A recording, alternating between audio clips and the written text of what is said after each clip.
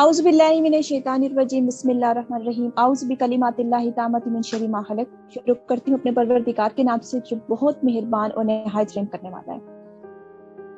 Live interview series of people with different abilities हमने 2020 में start किया। आज फिर मैं एक बहुत खूबसूरत और प्यारी इंसान के साथ आपके साथ हाजिर हूँ। एक ऐसी स्टोरी जो आपको इंस्पायर करेगी, जिनका जर्नी ऐसा है कि जो मुझे लगता है कि हमें उनके अंदर जो पॉजिटिविटी है उसको फॉलो करना चाहिए और हर पर्सन को ऐसा होना चाहिए। वेरी लाइवली, बहुत jolly and very dedicated toward her work, जो भी वो जिंदगी में अचीव कर रही हैं। आज हमारे साथ है अनम खान रावलपिंडी से। अस्सलाम वालेकुम अनम, क्या हाल है आपके? वालेकुम सलाम, मैं ठीक ठाक, आप कैसी हैं? मैं भी ठीक हूँ, अल्लाह का शुक्र। Thank you so much for joining. और आज मुझे बताएं आपका दिन कैसा गुजरा, क्या कर रही थी और आपका वीकेंड कैसा रहा? Thank you so much for having me actually. और दिन मेरा बहुत अच्छा गुजरा। मैं वीकेंड्स पे नॉर्मली जो है अपना लेजी डे स्पेंड कर रही होती हूँ, बस सेल्फ केयर वगैरह पे गुजारती हूँ और बस लेटी रहती हूँ, या कोई मूवी देख ली इस तरह करके, या कोई बुक पढ़ ली। लेकिन आज इंटरव्यू था तो आज मैंने बैठ के इंटरव्यू की तैयारी की। अच्छा, कौन सी तैयारी की है? वैसे आप फेस से बड़ी ग्लो कर रही हैं माशाल्लाह, और इतनी प्यारी आप आज लग रही हैं। बस ये वाली तैयारी सबसे ज्यादा की है। मैंने कहा मैं रुमेला के पास जा रही हूँ तो मैं रुमेला की तरह क्यूट लगूं। Thank you so much.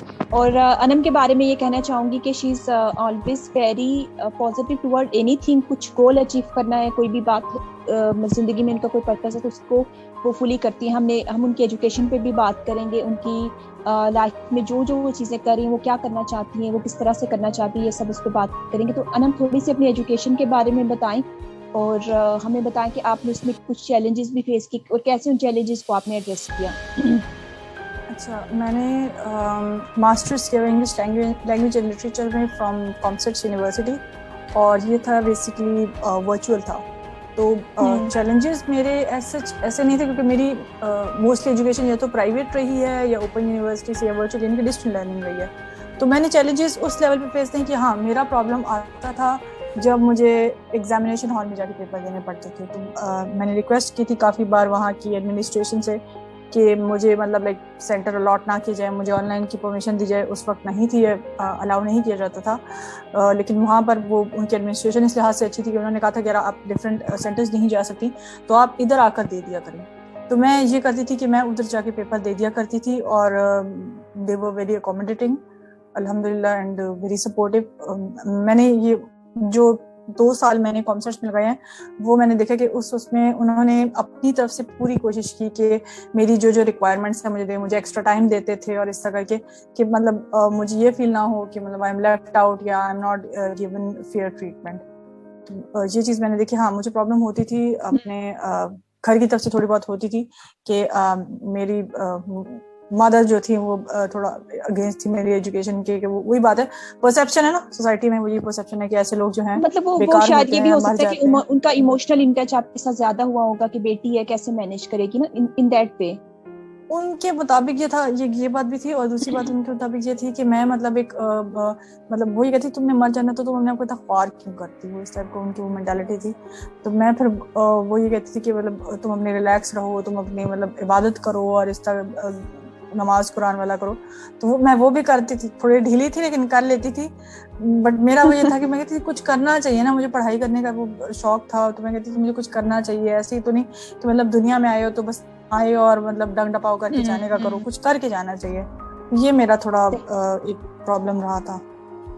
सही। तो अनम ये बताएं कि करंटली आपका एम्प्लॉयमेंट स्टेटस क्या है, आप क्या कर रही हैं और किस तरह से अपनी फ्यूचर लाइफ को देखती हैं कि आपके फ्यूचर प्लान्स क्या हैं? अच्छा, अभी मैं एक्चुअली काम कर रही हूँ, मैं ज़ाविये काम कर रही हूँ eBay पर, और इसके अलावा जो है मैं अमेज़ॉन की तरफ शिफ्ट होने का सोच रही हूँ। अमेज़ॉन का भी जो है ये सर्विसेज प्रोवाइड करने का कर रही हूँ। तो प्लान मेरा एक्चुअली ये है कि मैं एनेबलर्स से करना चाहती हूँ। तो वो उसमें मेरा ये था कि मैंने आबिया से बात की थी, उनसे मैंने कहा था कि एनेबलर्स से बात करें कि वो उस वक्त जब मैंने अप्लाई किया तो मुझे अंदाज़ा हुआ कि कितना एक्सपेंसिव है। तो मैंने उनसे बात की कि मतलब ऐसे जो लोग हैं जो उस घर में बैठे हैं, जो कुछ करना चाहते हैं, एजुकेटेड है लेकिन कर नहीं सकते, लैक ऑफ स्किल की वजह से या जो भी प्रॉब्लम है, तो उनको इस तरह स्किल प्रोवाइड की जाए। उनके लिए कोई डिस्काउंट होना चाहिए या कोई फ्री क्लासेस होनी चाहिए, इस तरह करके। तो ये एक मेरा प्लान है कि मैं जो कोर्स मैं खुद कर रही हूँ, मेरे बहुत से जो है दोस्त हैं जो कि करना चाहते हैं, वो नहीं कर सकते ऐसे स्पेशल पर्सन्स, तो उनको वो कोर्स जो एक्सेसिबल हो, फ्री हो उनके लिए। ये मेरा प्लान है आगे फ्यूचर। हाँ, दैट्स इम्पोर्टेंट। और आजकल आपको पता है कि कोविड के बाद फ्रीलांसिंग अपॉर्चुनिटीज काफी ज्यादा ओपन हो चुकी है। पहले तो वर्क फ्रॉम होम का कंसेप्ट भी नहीं था, और इस तरह के अफराद को जॉब्स देना ट्रस्ट का लेवल आता था कि नहीं, ये लोग किस तरह से मैनेज करेंगे। तो आप मुझे बताएं एक इम्पॉर्टेंट बात, कि इस तरह की अपॉर्चुनिटीज क्या हर जगह पे अवेलेबल हैं? हम लोग, जिन लोगों को एक्सेस नहीं है या जिनके पास एक्सेस है, उनको किस पॉइंट ऑफ व्यू से आप देखती हैं कि क्या वो इस तरह की अपॉर्चुनिटीज को अवेल करने में खुद डिले करते हैं, या कोई रीजन है कि इस तरह से वो, उनको ऐसी अपॉर्चुनिटीज आती भी हैं तो वो उनको अवेल नहीं कर पाते? उसके क्या रीजंस हो सकते हैं? अच्छा, अब वही है कि उनके पास लैक ऑफ इंफॉर्मेशन है, और उनके पास वो लैक ऑफ सेल्फ कॉन्फिडेंस है, कि वो उनको लगता है कि किसी और को चली जाएगी, वो डिजर्व नहीं करते। और कुछ ये है कि वो उस तरह मेहनत भी नहीं करते हैं। वो एक होता है ना, आप देखिए गवर्नमेंट एड्स आ रही होती हैं, वो 2,000 रुपए की वो वजीफा, 3,000 रुपए का वजीफा वो दे रहे हैं। वो अगर इसके बजाय इनको कोई ट्रेनिंग्स देना शुरू कर दे तो वो ज्यादा बेहतर है। वो एक होता है ना, भीख मांगने की आदत हो गई है। Sorry, don't mind my wording, but ये एक फैक्ट है। इनको 2,000 3,000 रुपए लोग खुश हैं क्योंकि वो उनको मेहनत के बगैर कमाने को मिल रहा है, कमाने के मेहनत के बगैर मिल रहे हैं। लेकिन वो कमाई करके, मेहनत करके कमाने को नहीं चाहते कि मतलब उनको ज्यादा मेहनत से पैसे मिले, क्योंकि वही बात है, मेहनत करनी है, थोड़ी एक्स्ट्रा स्ट्रगल लगेगी, थोड़ी एफर्ट लगेगी। तो ये सबसे बड़ा वही होता है कि आप अगर खुद चाहते हैं अपनी जिंदगी बदलना तो आप बदलेंगे। वही बात है, अल्लाह ताला किसी कौम के हालात नहीं बदलती, किसी के भी हालात नहीं बदलेंगे अनटिल और अनलेस कि वो कौम अपने हालात खुद बदलना चाहिए। तो हमारे हालात भी एज ए स्पेशल पर्सन या as a person with a disability उस वक्त बदलेंगे जब हम खुद चाहेंगे अपने हालात बदलना, और हम एक दूसरे को ऊपर लेकर आने की कोशिश करेंगे, ना कि एक दूसरे का पैर काट के उसको नीचे करने की कोशिश करें। एक दूसरे को सपोर्ट प्रोवाइड करेंगे। अनम, ये भी है, अभी जैसे डिजिटल स्किल के ऊपर बहुत सारे इस तरह के प्रोग्राम्स चल रहे हैं, इस तरह के कोर्सेज करवाए जा रहे हैं, और पर्सन विद डिफरेंट एबिलिटीज के लिए काफ़ी अपॉर्चुनिटीज़ हैं। अब जैसे आप इनेबलर की बात करें, वही वर्चुअल असिस्टेंट का कोर्स भी अब इसमें आ जाएगा डिजिटल स्किल में। तो वाई नॉट कि वो लोग क्यों नहीं करना चाहते? वो सर्टिफिकेट्स भी देते हैं, उनकी एक्सेसिबल क्लासेस हैं, वर्चुअल है सारा कुछ, तो आपको मूव करने की भी ज़रूरत नहीं है। तो आप इस पर क्या कहना चाहेंगे? ये एक्चुअली मुझे इस चीज़ का बिल्कुल भी इन्फॉर्मेशन नहीं थी, लेकिन ये बहुत अच्छी बात है अगर ये कोर्स ऐसा है, क्योंकि मैंने स्टार्ट किया था डिजी स्किल्स से। मैंने फ्रीलांसिंग डिजी स्किल्स से सीखी थी, और इसके अलावा मैंने की थी कंटेंट राइटिंग, मैंने वहाँ से सीखी थी। तो ये मैंने इससे स्टार्टअप लिया था, तो उसके बाद फिर मैं आगे मूव करते करते काफ़ी कुछ मैंने सीखा था। तो वही बात है कि अगर ये बीच में इस तरह की कोई अपॉर्चुनिटी आ रही है, कोई ऐसा कोर्स आ रहा है, तो ये बहुत अच्छी बात है। और मैं कहूँगी कि जो जितने भी स्पेशल पर्सन हैं उनको ये चीज़ करनी चाहिए, और उनको इनकरेज करना चाहिए टुवर्ड्स दीज थिंग्स। ये बहुत ज़्यादा ज़रूरी है। अच्छा, मुझे एक और चीज़ बताएं, एक जो मुझे एक गैप लगता है between this type of community, कि हम एक दूसरे के लिए सपोर्टिव नहीं है। अगर एक पर्सन में डिसेबिलिटी किसी लेवल पे जा रहा है तो वो नहीं सपोर्ट करेगा कि दूसरा भी जाए, या हम उसको देख के फील करते हैं कि यार वो क्यों है, हम उसकी चीज़ों को रिप्रेजेंट नहीं करते, हम उसके लिए एक सपोर्ट सिस्टम नहीं बनते। आप इस गैप को कैसे एड्रेस करना चाहेंगी? अच्छा, मैं एक चीज़ जो मैंने आबिया से बात की थी, उनको भी बोला था, मैं हर बंदे से ये कहती हूँ, स्पेशल पर्सन से, कि we are in this together, ठीक है? चाहे मैं हूँ, चाहे मेरा फ्रेंड है जो कि विजुअली इम्पेयर्ड है, एक और फ्रेंड है जिसको हेयरिंग प्रॉब्लम है, तो वो सारे मतलब हम सब एक हैं। हम सब जो हैं सिमिलर गोल की तरफ जाना चाहते हैं, इक्वालिटी की तरफ। तो वो उसी वक्त पॉसिबल है जब हम एक दूसरे को ऊपर लेकर जाने की कोशिश करेंगे, एक दूसरे को सपोर्ट करेंगे। और एक चीज़ जो मैं कहती हूँ कि हमारी रिप्रेजेंटेशन होनी चाहिए। मैंने देखा कि वहाँ पर लाइक अब जैसे पार्लियामेंट में या हाउस में जो है, वो हाउस ऑफ रिप्रेजेंटेटिव्स में आप देखें कि क्रिश्चियंस के लिए क्रिश्चियन रिप्रेजेंटेटिव है, और हिंदूज के लिए हिंदू है। तो for special person, you know, हम लोगों के लिए, you know, there should be a special person out there जो कि हमारे आगे प्रॉब्लम्स लेकर आए। एक नॉर्मल बंदा, लेकिन नॉर्मल वर्ड जो नॉर्मली यूज होता है, वो मेरे और आपका प्रॉब्लम समझ सकता है, वो नहीं समझ सकता। उसको जितना भी लिख के बता दो, उसको जितना भी एक्सप्लेन कर दो, वो चीज नहीं समझ सकता। वो कहते हैं ना, जूता पहनने वाले को पता होता है जूता कहाँ काटता है। तो हमें पता है जूता कहाँ काट रहा है, हम लोग बता सकते हैं कि क्या करना है। वो बंदा कुछ भी कर ले वो नहीं कर सकता। और दूसरा वो जो कोटा सिस्टम रखा हुआ है, आपने देखा होगा, वो उसको भी मैं कहती हूँ कि ये गलत है। लाइक आप ठीक है मेरिट बेस देना चाहते हैं, अच्छी बात है दे, लेकिन कोटे को अगर करना भी चाहते हैं थोड़ा ज्यादा करके कर लें कि ये 2% आई डोंट थिंक कि ये फेयर है। अभी तो कह रहे हैं कि 5% हो चुका है, बट इम्प्लीमेंटेशन का प्रोसेस हर जगह पे स्लो ही होता है। सो एक मुझे ये बात बताएं कि हाँ, इट्स वेरी इंपॉर्टेंट कि हम पार्लियामेंट में या जहाँ पे भी इस तरह की सीट्स होनी चाहिए, और आपको लगता है कि अगर एक बंदा असाइन होता है वहाँ पे, तो क्या वो सारी डिसेबिलिटीज को एड्रेस कर सकता है, या डिफरेंट टाइप ऑफ डिसेबिलिटीज के लिए डिफरेंट रिप्रेजेंटेटिव या स्मॉल प्रेशर ग्रुप्स होने चाहिए नेशनल लेवल पे इस तरह के लोगों के बेसिक राइट्स पे बात करने के लिए? आई थिंक ऐसे उसमें वो अलग वो है ना, कुछ होते हैं मल्टी डिसेबिलिटी वाले भी होते हैं, या तो ऐसे कोई बंदा है अगर उसको अकोमोडेट किया जा सकता है। नहीं तो अगर कोई डिसेबल्ड पर्सन रखना चाह रहे हैं तो वही बात है कि उसका फिर जो होगा ना उसका अपना कोई फोकस ग्रुप, ऐसा पर्सन फोकस ग्रुप होना चाहिए जिसमें डिफरेंट डिसेबिलिटीज वाले हों, वो सारे आकर अपना प्रॉब्लम बताएं, फिर उसको उन सबका एजेंडा जो है वो पर्सन आगे रिप्रेजेंट करे, उनको उनके सामने प्रेजेंट कर रहा हो कि हाँ ये बातें हमारी हैं और ये वाले हमारे इशूज हैं जिनको आप एड्रेस करें। मेरा सबसे बड़ा जो मुझे लगता है कि एक सबसे बड़ा गैप ये है कि we should create small pressure groups on national level before implementing any kind of strategy. उसमें ये होता है कि हम जब मुतहद होकर काम करेंगे ना, मेरा और तेरा नहीं होगा, ठीक है? एक डिसेबिलिटी मूवमेंट एक स्टेज पे, चाहे वो सीनियर्स की अपनी रिस्पेक्ट है, मैं आबिया की बहुत रिस्पेक्ट करती हूँ because she is working since many years. मैं ये नहीं कह सकती कि मैं आज आ गई हूँ तो मैं सब कुछ कर रही हूँ। आबिया कई सालों से काम कर रही है और वो उनका काम मतलब मुझे लगता है कि इट्स अ बिग थिंग, क्योंकि जब उन्होंने स्टार्ट किया होगा हर कोई जीरो से स्टार्ट करता है। देयर आर मेनी अदर जिनको मैं जानती हूँ, साइमा असलम है, बहुत सारे और लोग, नसरीन अजीज साहिबा फोट हो चुके हैं, मुल्तान से ज़ायदा कुरैशी साहिबा हैं, मुनीबा मजारी से जब भी एग्जाम्पल, उसने बहुत डिसेबिलिटी के पर्सपेक्टिव को चेंज किया, माइंडसेट को चेंज किया, the way she carry herself. It's very important कि हम लोगों को दिखाएं कि हम we can do anything in a reasonable way। हम एक नॉर्मल लाइफ भी गुजार सकते हैं। ये लोग ग्रास रूट लेवल पे काम कर रहे हैं डिसेबिलिटी मूवमेंट के अंदर, तो हम सबको यकजा होना चाहिए। जो यंग लोग आ रहे हैं उनको भी वैल्यू करना चाहिए, उनको साथ लेके ये लोग चले। And we should also do such kind of things कि हमें इनकी रिस्पेक्ट करनी चाहिए, अपने सीनियर्स की, उनके काम को वैल्यू करना चाहिए, ठीक है? तो ये चीज सबसे इम्पोर्टेंट है, ठीक है? अनम को एक वर्ड में एक्सप्लेन करना चाहेंगी तो क्या होगा? अनम को एक वर्ड में अगर मैं अपनी मदर के अकॉर्डिंग एक्सप्लेन करूँ तो दैट वुड बी अनोइंग। अगर अपने उस पे करूँ तो आई एम टेनिशियस। मैं जो हूँ, मैं डिटर्मिन्ड होती हूँ। जब मैं एक चीज सोच लेती हूँ तो मैं एक फैसला कर लिया तो उससे पीछे हटने वाली मेरी फितरत नहीं है। मतलब एक एजेंडा है मेरा या एक बात मैं मानती हूँ तो मैं उस बिलीव के साथ मैं फर्म रहती हूँ और मैं उसे आई स्टिक बाय इट और देखती रहती हूँ कि हाँ ये आखिर तक जाना है, इसको मैंने लेकर जाना है। So, अनम के लाइफ में भी अप्स एंड डाउन आते होंगे, अनम के भी मूड स्विंग्स होते हैं, लो हो जाती है कभी आपकी personality. So how you deal with that? आप क्या करती हैं उस सारे टाइम में? अच्छा, सब में आते हैं। आई थिंक मूड स्विंग्स जो है ना ये सिर्फ हमारे जैसे लोगों के लिए या स्पेशल पर्सन्स के लिए नहीं होते, ये सबके लिए होते हैं। तो मैं जो मेरा यही होता है कि अब मैं होता है ना सेल्फ डिसिप्लिन्ड हूँ या सेल्फ रेगुलेटिंग हूँ, तो मुझे किसी की एनकरेजमेंट की या किसी के विजडम की या वर्ड्स ऑफ विजडम की या इस तरह की बातों की जरूरत नहीं, मोटिवेशन की जरूरत नहीं है।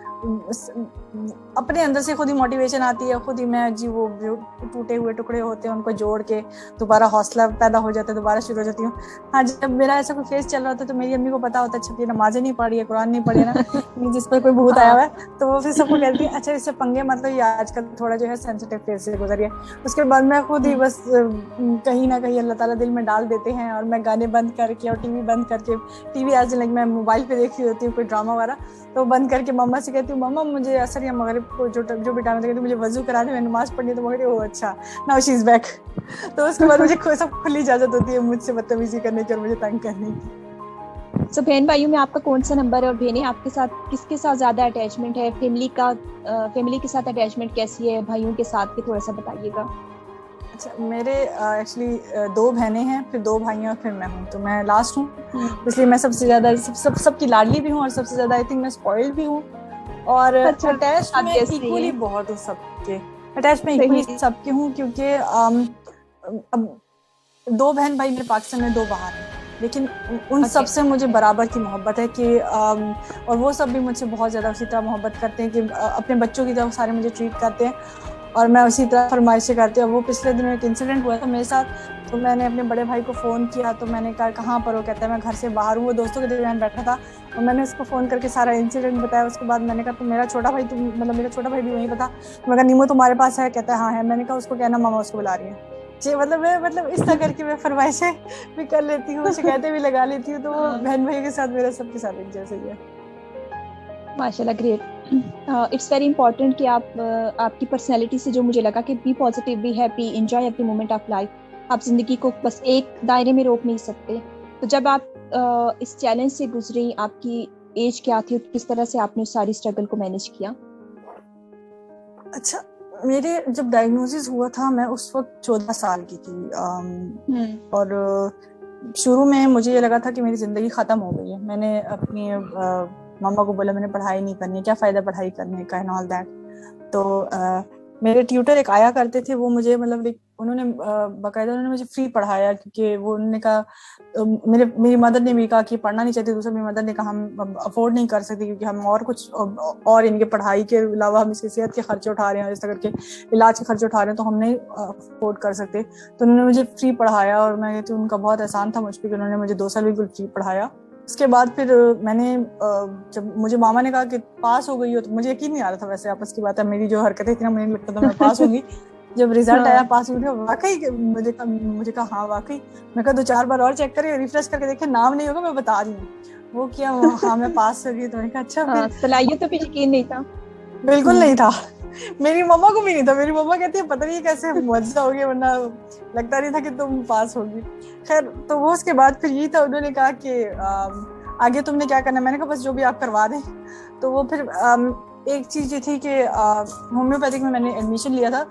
ये उन्होंने कहा कि तुम अपनी बीमारी को समझ लो, तो तुम्हें पता हो कि तुम्हारी कंडीशन क्या है, कहाँ पर तुमने जाना है, उसके बाद तुम्हें आसान होगा इस सबको टैकल करना। तो वो मैंने होम्योपैथिक किया, और उसके साथ साथ जो थी मैं ओपन यूनिवर्सिटी से मैंने FA किया, और उसके बाद फिर मैंने BA किया था, और उसके बाद प्राइवेटली, और उसके बाद मैंने फिर मास्टर्स भी वर्चुअल ही किया था। वो सारे इसलिए था कि जब मैंने मैट्रिक कर लिया, जब मैं कॉलेज गई हूँ, तो मुझे रियलाइज हुआ कि यार सिर्फ ये पढ़ाई नहीं होनी चाहिए, मुझे और भी कुछ करना चाहिए। वो फिर मैंने खुद ही शौक किया, FA में एडमिशन ले लिया। मैंने कहा वही मैंने करना है, और उसके साथ आगे जो भी पढ़ाई की मैंने अपने होता ना अपने पैसों पे और अपनी मेहनत पे की और अपनी मर्जी से की। मुझे किसी ने नहीं कहा था कि भाई, या किसी ने नहीं कहा था कि मतलब ये आगे तुम इस साइड पे जाओ। मैं जो भी करती अपने शौक से कर रही थी। सही, दैट्स ग्रेट। और ये इम्पोर्टेंट है कि आपको अपनी स्ट्रेंथ का पता होना चाहिए। आप आजकल तो वैसे कैरियर काउंसलिंग पे भी काफ़ी ज़्यादा काम चल रहा है कि बच्चों को पता होता है कि वो किस फील्ड में जाना चाहते हैं। स्किल का दौर है, आपके पास एक अच्छी स्किल होनी चाहिए। You can earn from home. अब तो आपको घर से निकलने की ज़रूरत नहीं है। जैसे आप BA का कोर्स आपने किया या आप कर रही हैं, जो भी आप लर्न करिए उसके through. So it's very important. और अच्छा, सही हो गया।